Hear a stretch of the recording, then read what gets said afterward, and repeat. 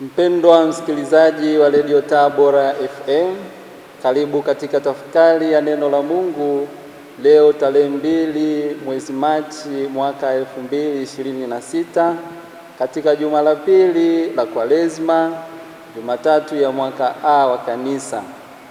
Masomo yetu yatakuwa kama ifuatavyo. Somo la kwanza linatoka katika kitabu cha Nabii Danieli sura ya 9 aya ya 4 hadi ya 10, na somo la Injili kutoka mwinjili Luka sura ya 6 aya ya 36 hadi ya 38. Karibu tusikilize Injili. Somo la Injili takatifu ilivyoandikwa na Luka sura ya 6 aya 36 hadi ya 38. Yesu aliwaambia wafuasi wake, "Iweni na huruma kama Baba yenu alivyo na huruma. Msihukumu, nanyi hamtahukumiwa. Msilaumu, nanyi hamtalaumiwa.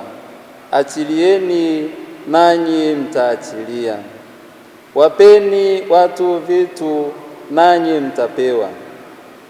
Kipimo cha kujaa na kushindiliwa na cha kusukwa hata kumwagika ndicho watu watakachowapa vifuani mwenu, kwa kuwa kipimo kile mpimacho ndicho mtakachopimiwa." Neno la Bwana. Sifa kwako, e Kristo. Karibuni sasa tusikilize tafakari. Wapendwa, somo la kwanza la siku ya leo ni sala ya toba ya Nabii Danieli, ambapo baada ya Nabii Danieli kung'amua kuwa Yerusalemu itaharibiwa na Mungu kutokana na dhambi za watu wake, anaamua kujinyenyekesha mbele ya Mungu kwa dhati kabisa, kuomba Mungu afutilie mbali adhabu hiyo juu ya Yerusalemu. Danieli anamtolea Mungu dua na kufunga. Anavaa vazi la gunia na kuketi kwenye majivu. Anaungama na kukiri ukuu wa Mungu ulivyo wa kuogofya. Anamtaja Mungu alivyo mwaminifu kwa agano lake na jinsi Mungu anavyowatuza wale washikao agano lake.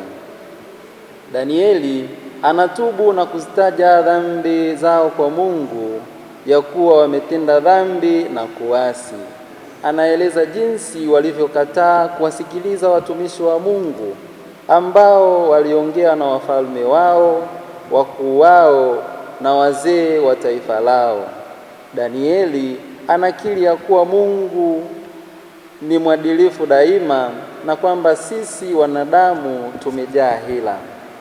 Wapendwa, dhambi huzaa aibu, na katika muktadha huu Nabii Danieli anakiri wazi kuwa aibu kuu imeikumba Yerusalemu nzima, wafalme wake, wakuu wake na wazee wake. Hivyo anatambua kuwa Mungu amejaa huruma na msamaha, na kwamba dhambi sio kubwa zaidi ya huruma ya Mungu. Nabii Danieli anajitosa kwa niaba ya Yerusalemu nzima kumwomba Mungu awasamehe dhambi zao walizozitenda. Katika somo la Injili, Bwana wetu Yesu Kristo anatutaka kuwa na huruma kama Baba yetu wa mbinguni alivyo na huruma. Anatutaka tusiwahukumu wenzetu kwa sababu yoyote ile. Anatuasa tusimlaumu mtu ili nasi tusije kulaumiwa. Tusamehe ili nasi tusamehewe. Zaidi ya hayo, anatualika kuwapa wengine mahitaji yao kwa ukarimu, kwani kipimo tutakachowapimia wengine ndicho hicho atakachokitumia Mungu kutupimia sisi. Wapendwa taifa la Mungu, tunapoendelea na kipindi hiki cha Kwaresma, masomo yetu leo yanatufundisha yafuatayo. Kwanza, Mungu ni mwaminifu, habadiliki katika agano lake, na kwamba licha ya madhaifu yetu na kushindwa kwetu kufuata amri zake kwa uaminifu, kama walivyokuwa watu wa Yerusalemu kipindi cha nabii Danieli, bado Mungu yupo tayari kutupokea na kutusamehe makosa yetu. Nyakati zetu hizi zimekuwa na maasi na ukaidi dhidi ya amri ya Mungu. Tunaasi na kujitenga mbali na Mungu kwa madhambi yetu tunayoyafanya kila kukicha, na jambo la kusikitisha ni kwamba tumeviharibu dhamiri zetu kiasi kwamba hatuoni shida kutenda dhambi au kuishi katika hali ya dhambi pasipo kuungama. Kumekuwepo na kupungua kwa mahudhurio kanisani na kwenye jumuiya ndogo ndogo bila sababu za msingi. Kuna kashfa za unyanyasaji wa kijinsia, vitendo vya rushwa, ubadhirifu wa mali, mauaji, uongo, wizi, ushirikina, kuongezeka kwa vitendo vya ushoga na usagaji, huku tukishuhudia baadhi ya vyombo vya habari na taasisi mbalimbali duniani vikirusha maudhui yanayowapa nafasi watu wa namna hiyo au vitendo vya namna hiyo katika jamii. Pia kumekuwepo na kukosekana kwa ushirikishwaji na usawa katika masuala ya kijamii, kisiasa na kiuchumi. Haya yote na mengine mengi ni machukizo makubwa kwa Mungu na anatuweka mbali na Mungu wetu. Hivyo inatupasa kila mmoja kujitafakari na kuomba msamaha kwa ajili ya dhambi zake na za watu wengine kama Daudi alivyofanya katika somo la kwanza. Pili, Mungu daima yupo tayari kutupokea na kutusamehe dhambi zetu pale tunapofanya maamuzi ya kuungama dhambi zetu. Mtakatifu Agustino anasema Mungu yupo tayari kutusamehe dhambi zaidi ya sisi tulivyo tayari kuungama. Na Mtakatifu Tomasi wa Aquino anasema huruma ya Mungu ni kubwa zaidi kuliko dhambi zetu. Hivyo ndugu zangu wapendwa, tusione aibu kuungama dhambi pale tunapomkosea Mungu na jirani, kwani dhambi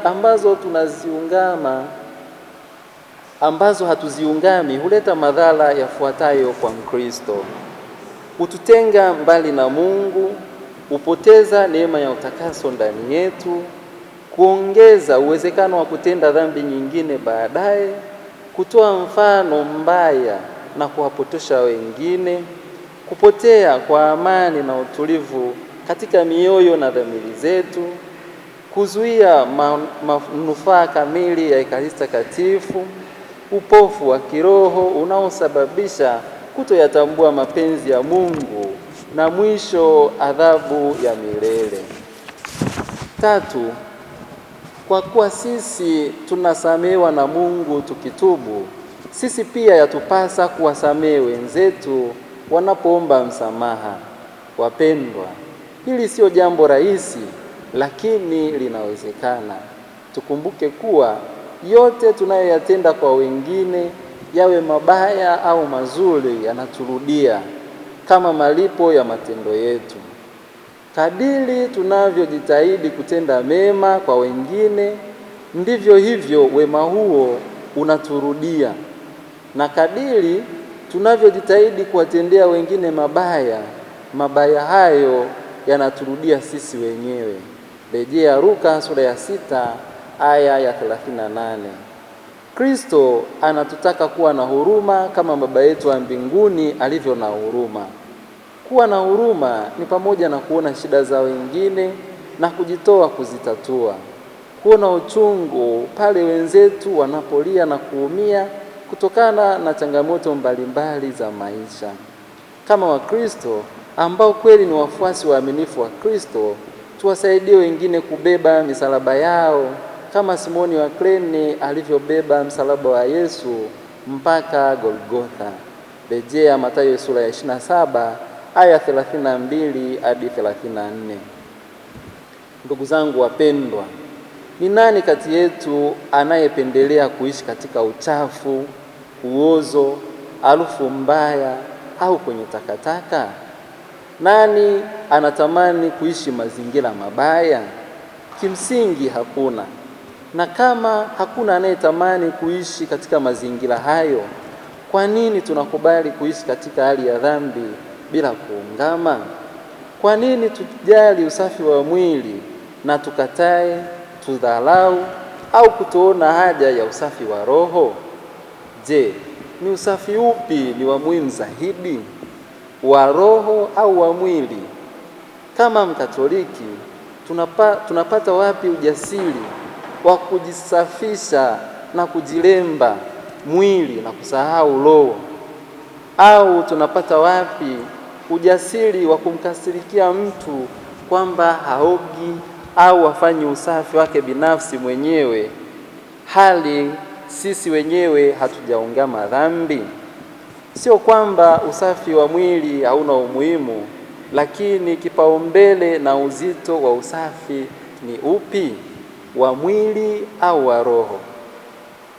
Wapendwa taifa la Mungu, Bwana wetu Yesu Kristo anatualika siku ya leo kukesha, kwani hatujui ni lini atarudi. Rejea Injili ya Marko sura ya 13 aya 35 hadi ya 37. Kukesha ni kuwa na neema ya utakaso ndani mwetu, na neema hiyo inapatikana kwa sala, matendo mema na sakramenti, hasa sakramenti ya kitubio. Tumombe Mungu siku ya leo atujalie moyo wa toba na majuto ya dhambi zetu. Atujalie moyo wa unyenyekevu kama wa Danieli, ili nasi tusione aibu ya kupiga magoti na kuomba msamaha. Malaika wetu walinzi watuongoze tudumu katika kutenda mema yanayompendeza Mungu, ili siku moja tuweze kufika katika ufalme tulioahidiwa na Bwana wetu Yesu Kristo. Tafakari hii imetolewa kwenu nami Frateli Eligius Mtayoba wa Jimbo Katoliki la Bukoba, ninayesoma masomo ya teolojia mwaka wa 3 katika seminari kuu ya Mtakatifu Paulo Mtume Kipalapala, Jimbo Kuu Katoliki Tabora. Tumsifu Yesu Kristo.